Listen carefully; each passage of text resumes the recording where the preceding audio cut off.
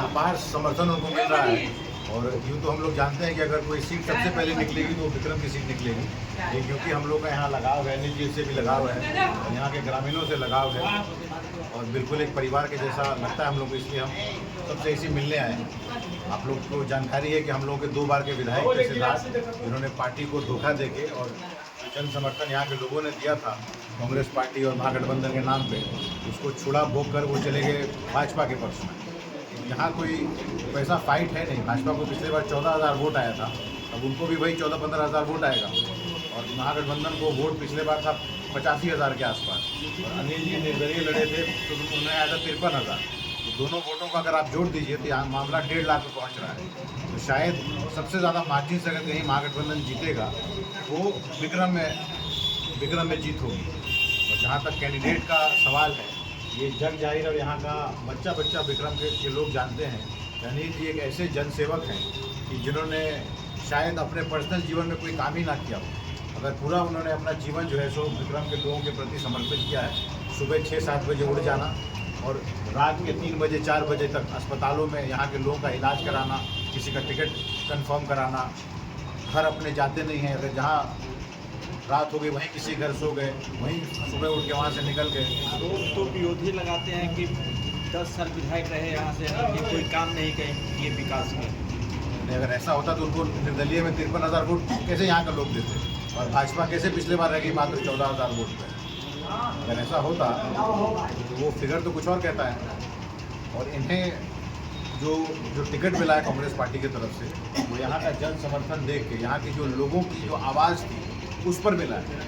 उन्होंने शुरुआत अपने कांग्रेस से ही की थी पॉलिटिकल जीवन की, तो इसमें कहीं कोई ये नहीं है। आखिर उन्होंने भी भाजपा को धोखा दिया है। विरोधी कहते हैं कि भाजपा छोड़ के कांग्रेस में चले गए। सच्चे कार्यकर्ता थे, वो सिटिंग एमएलए थे, उनका टिकट काट दिया था, धोखा उन्होंने क्या दिया। भाजपा सबको धोखा देती है। सिद्धार्थ जी भी तो कहते भाजपा में कि लोकसभा का टिकट मिल जाएगा, तो मिल गया लोकसभा का टिकट, नहीं मिला ना। लोकसभा की टिकट खातिर क्या हम लोग यही जानते हैं। कुछ लोग कहते हैं कि 4-5 करोड़ रुपए मिल गए थे इसलिए गए होंगे, लेकिन हम जानते हैं कि बड़े पिता के वो पुत्र हैं, 4-5 करोड़ रुपए के तो नहीं जाएंगे। हम लोग को यही समझ में आया कि लोकसभा के टिकट के लिए गए थे। आने वाले मार्जिन होने वाला है यहाँ से, हम तो बता दिया आपको, बीजेपी को पिछले बार 14,000 वोट आया, वही वोट अभी फिर आएगा। और जो महागठबंधन का 85,000 वोट था, वो वोट अनिल जी का 53,000 वोट, वो ऐड कर दीजिए तो मामला 1,35,000 के आसपास पहुंच गया है। विनिंग मार्जिन 1 लाख 1.25 लाख हो गया। 1.25 लाख सोचने वाली बात है ना, सीधा कैलकुलेशन में जोड़ दीजिए पिछले बार का जो ये था। तो आखिर इतना भरोसा कैसे, कितना मार्जिन होने वाला है? भरोसा है हमारे महागठबंधन के नीतियों पर, हमारे मैनिफेस्टो पर, और जो 20 साल में रह के नीतीश कुमार जी ने बिहार को का जो दोहन किया है उस पर है। उन्होंने क्लियरली कह दिया ना कि बिहार का हम डेवलपमेंट नहीं कर सकते। क्यों नहीं कर सकते? क्योंकि बिहार लैंड लॉक स्टेट है। ये उनका स्टेटमेंट था कि नहीं था?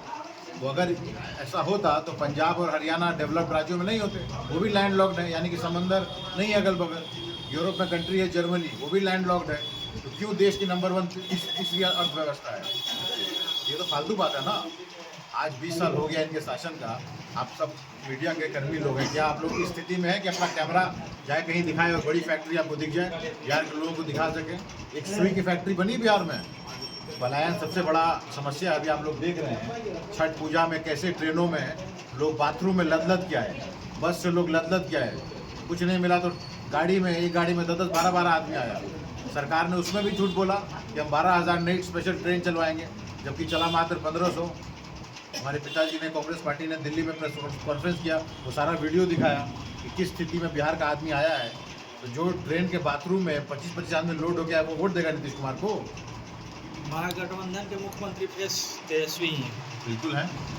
अच्छा, अभी उन्होंने घोषणा पत्र जारी किया है जिसपे मांझी जी ने और चिराग जी ने कहा कि घोषणा पत्र तो जारी कर दिया, कभी उनकी सरकार आएगी तब उसके बाद देखा जाएगा।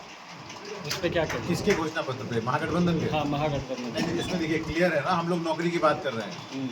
तेजस्वी जी जब नीतीश जी के साथ नहीं थे, बीच में 1-1.5 साल डिप्टी सीएम हुए, उसके पहले का अगर आप देखिए तो ये नौकरी देने की बात करते नीतीश कुमार ने तल्ख अंदाज में कहा था कि कहाँ से पैसा लाएगा, बाबूजी जेल में बंद है, वहाँ से पैसा लेके आएगा और देगा सैलरी।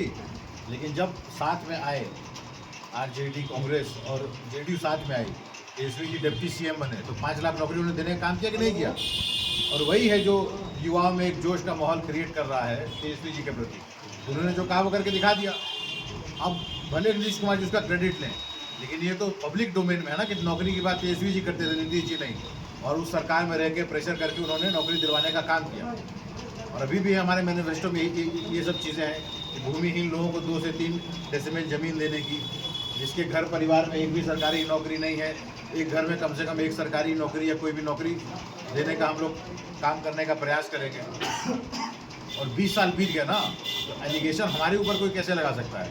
20 साल में सीधा सवाल है, हमारा सीधा सवाल है, एक सुई की फैक्ट्री कोई हम लोगों को दिखा दे बिहार में। डबल इंजन की सरकार, माननीय प्रधानमंत्री, मजबूत प्रधानमंत्री, 11 साल से वो प्रधानमंत्री हैं, और साथ में जेडीयू और गवर्नमेंट चल रही है 20 सालों से, तो एक सुई की फैक्ट्री नहीं लगा पाए। हम मोतिहारी से चुनाव लड़े, मोदी जी जाके वहाँ क्या भाषण दिए थे कि अगले बार मोतिहारी आऊँगा तो यहीं के चीनी मिल का बना हुआ चीनी अपने चाय में डालूंगा और पीऊँगा आपके साथ। 2014-13 का ये भाषण है, बन गया वहाँ चीनी मिल। विक्रम विधानसभा की बात की जाए तो यहाँ क्या क्या कमियाँ भी आपको दिख रही है? कमियाँ ही कमियाँ हैं। साफ़ सफाई नहीं है आपकी, जितने भी आपके टाउन्स में हैं, जो आपके विधायक रहे हैं उनको कमीशन खोरी, इसके अलावा उनको कोई काम नहीं दिखता है। लोगों को धमकाना, अभी हम घूम रहे क्षेत्र में तो सब युवा साथी मेरे यही कर रहे हैं कि भैया फोन आ रहा है कि चुनाव के बाद देख लेंगे। तो सबसे बड़ी कमी तो ये है कि जनप्रतिनिधि जो लोगों को कहे कि मैं तुम्हारी हड्डियाँ तोड़वा दूंगा अगर तुम मेरे साथ नहीं रहे तो उस पर सरकार कोई संज्ञान नहीं ले रही है। तो अभी जो वर्तमान विधायक जी हैं वो कहते हैं कि विक्रम विधानसभा में ऐसा कोई काम ही नहीं बचा हो जो मैंने छोड़ा। तो बताया ना कौन सा काम किया है। ठेकेदारों को तंग करने के अलावा अगर कोई सरकारी काम हो रहा है उसको तंग करने के अलावा कुछ पैसा दे दे, उस पैसे से कुछ युवाओं को ये बिगाड़ें, उनके हाथ में कट्टा पकड़ा दें, उनको शराब पीने के लिए पैसे दे दें, इसके अलावा कौन सा काम उन्होंने किया है? सर सबसे बड़ी बात, हाँ। जनमत को धोखा देने का। महागठबंधन से विधायक बने और चले गए उस तरफ। अपना परिचय दे दीजिए सर। मेरा परिचय कि मैं कांग्रेस पार्टी का एक सिपाही हूँ, AICC का मेंबर हूँ, महाराजगंज लोकसभा से पिछले बार कैंडिडेट था, 19 में पूर्वी चंपारण से मैं कैंडिडेट था, अखिलेश बाबू का बेटा हूँ।